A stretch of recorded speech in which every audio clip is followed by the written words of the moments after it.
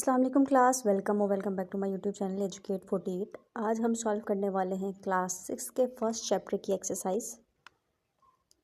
तो स्टार्ट करते हैं। Circle the true false of the following statement. True और फॉल्स करना है। The waste material are removed from the nervous system.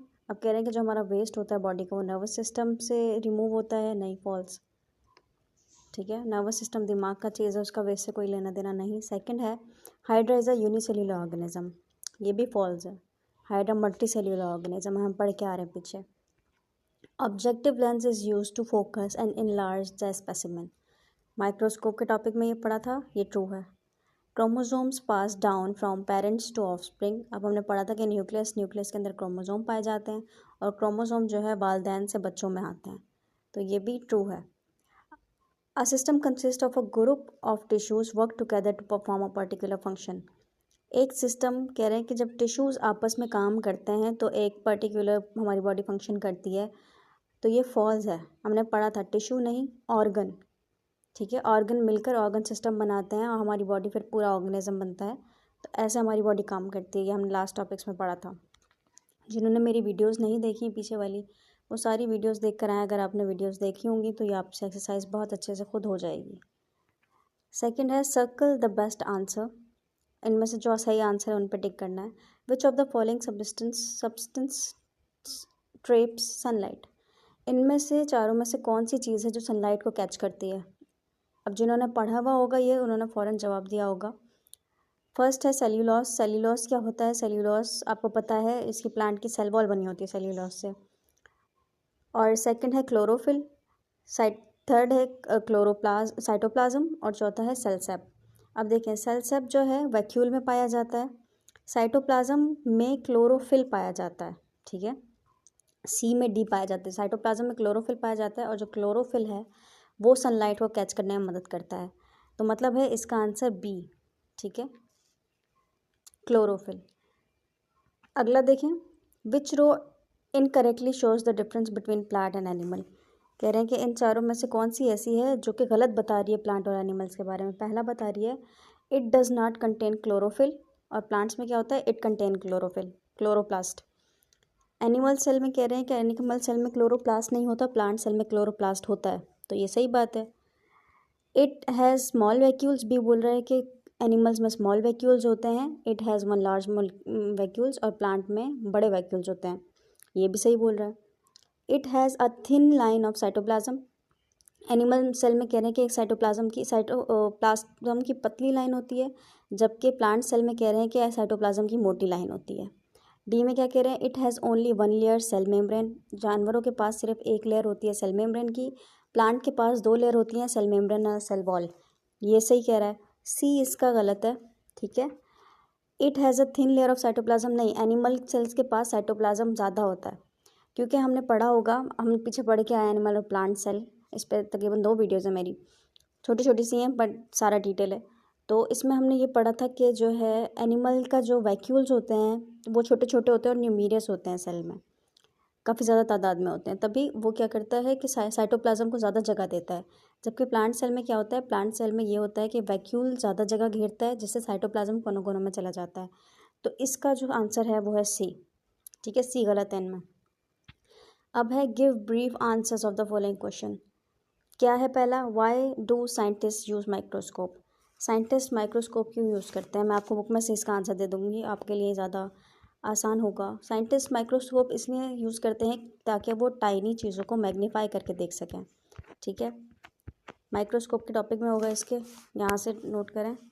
Sales are very tiny and can only be seen with the microscope, cell इतने छोटे होते हैं और सिर्फ microscope से देखे जाते हैं। If you want to know what inside the cell, if a scientist know, या फिर आप ऐसे लिख सकते हो the scientist wanted to know that what's inside the cell, that's why they use microscope, ठीक है। और if you want to know what inside the microscope, then you should और you have to use the microscope, इस तरह आप answer लिख सकते हो, ठीक है। नेक्स्ट सवाल पे आते हैं।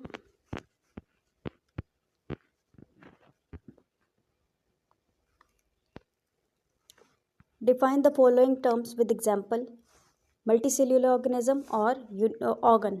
ठीक है, इसमें से भी आपको बुक में से ही आंसर दे दूँगी, ये आप लोगों के लिए ही बेहतर होगा। आई नो आप भी चाहते हो कि मैं बुक में से टिक लगवा दूँ। मल्टी सेलुलर ऑर्गेनिज्म में क्या होता है, आप इसके बारे में एक तो ये लिख सकते हो, those organism which have more than one cell are called multi cellular organism. ठीक है, और यहाँ से ये सारा टॉपिक इन पॉइंट्स में से आप जितने पॉइंट हो सके वो लिख सकते हो। Multi cellular organism are generally bigger than unicellular organism, ये भी लिख सकते हो। Can be seen with the naked eye, हम उन्हें आँख से देख सकते हैं, ये भी लिख सकते हो।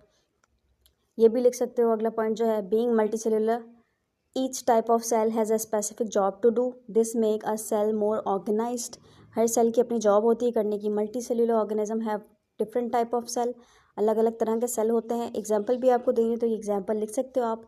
Multi cellular organism are found in water, यानी कि हाइड्रा फिश, ये हमारे अभी MCQs में भी आया था कि hydra unicellular multicellular, true false में, तो हमने उसमें यूनि लिखा था तो उसमें फॉल्स कर दिया था हमने। ठीक है, अब ये सारी जो है एग्जाम्पल हैं। मल्टी सेलुलर कोई भी आप आँख से चीज़ देख सकते हो, वो सब आप मल्टी सेलुलर के एग्जाम्पल में लिख सकते हो। अगला है हमारे पास ऑर्गन। ऑर्गन की आप डेफिनेशन यहाँ से लिख सकते हो, different tissues work together to particular job to make an organ. अलग अलग टिश्यू एक साथ काम करते हैं ताकि वो एक ऑर्गन बना सकें। ये डिटेल में आपको समझा चुकी हूँ, समरी में भी समझाई है और वीडियो में भी समझाई है, आप देख लें। Each organ is responsible for carrying out one और मोर फंक्शन, यहाँ से यहाँ तक आप लिख सकते हैं। ठीक है, इसके एग्जांपल्स आप कोई भी ऑर्गन यहाँ से देख सकते हैं, heart, lung, kidney, liver, stomach, brain वगैरह, ये सारे हमारे ऑर्गन्स में आते हैं। इसको आप रट लें, इसको आप याद भी कर सकते हैं। ठीक है, और प्लांट के ऑर्गन्स देना चाहें तो ये नीचे वाला टॉपिक मैंने प्लांट का समझाया हुआ था, आप वीडियोस देख लें। ठीक है, और आपको वीडियोस पसंद आती हैं, अगर आपको समझ आता है तो आप कमेंट में बताया करें, मुझे लाजमी बताया करें, और वीडियो को लाइक भी किया करें, अपने फ्रेंड्स के साथ शेयर किया करें जिनको समझ नहीं आती है साइंस वगैरह, उनके लिए ईजी होगा, आजकल तो टेक्नोलॉजी है। आगे हमारा why are cells called the building block material. Cell को बिल्डिंग ब्लॉक मटेरियल क्यों कहा जाता है, अब ये आप खुद लिखें। ठीक है, मैं बता रही हूँ, because they are the basic structural and functional unit of life. ठीक है, ये आप काफ़ी बार पढ़ के आए होंगे, cell is the basic structural and the functional unit of life. सबसे बेसिक चीज़ होती है बिल्डिंग ब्लॉक, मतलब कुछ बनाना जो चीज़ें करती हैं हमारे, तो सेल हमारा बिल्डिंग ब्लॉक है। ठीक है, और प्रोटीन को भी बिल्डिंग ब्लॉक मटेरियल कहा जाता है, क्योंकि हमारे जब भी चोट लगती है, तो जब हमारी चोट लगती है या कहीं से स्किन कट जाती है, उसके ऊपर जो ब्राउन ब्राउन लेयर आना शुरू हो जाती है, वो प्रोटीन है, वो नए सेल बनते हैं, उससे वो हमारी चोट कवर होती है, तो उसको भी बिल्डिंग ब्लॉक कहा जाता है।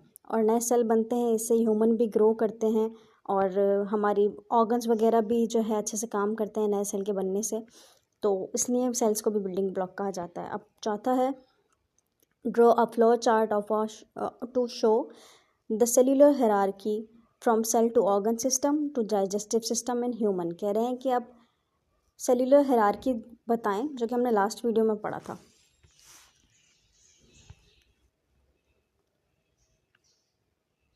इस चीज़ की बात हो रही है, और इस चीज़ की भी बात हो रही है जो हमने लास्ट वीडियो में पढ़ा था। अब यहाँ पे जैसे कि प्लांट के सेल्स के बारे में बता रहे हैं, हायरार्की जो सारी दिखा रहे हैं प्लांट की, ऐसे आपके सवाल दिया गया है कि ऐसे आप डाइजेस्टिव सिस्टम की हायरार्की बनाएं। ठीक है, तो वो आप चार्ट में आराम से पूरा डाइजेस्टिव सिस्टम बना सकते हैं, आपकी बुकों में काफ़ी बार बना हुआ होगा, देखा हुआ होगा, आप किसी टीचर से पूछ लें। ठीक है, आज की एक्सरसाइज हमारी ख़त्म हो गई है। अगला हमारा चैप्टर है सेंस ऑर्गन, और ये ऑर्गन भी मैं आपको अच्छे से पढ़ाऊँगी सारे, बुक की line by line wise. Book को वीडियो समझ आई तो अपने फ्रेंड्स के साथ शेयर करें, और कुछ ना समझ आया तो कमेंट में मुझे बताएं, और अपना ख्याल रखिएगा। अल्लाह हाफ़िज़।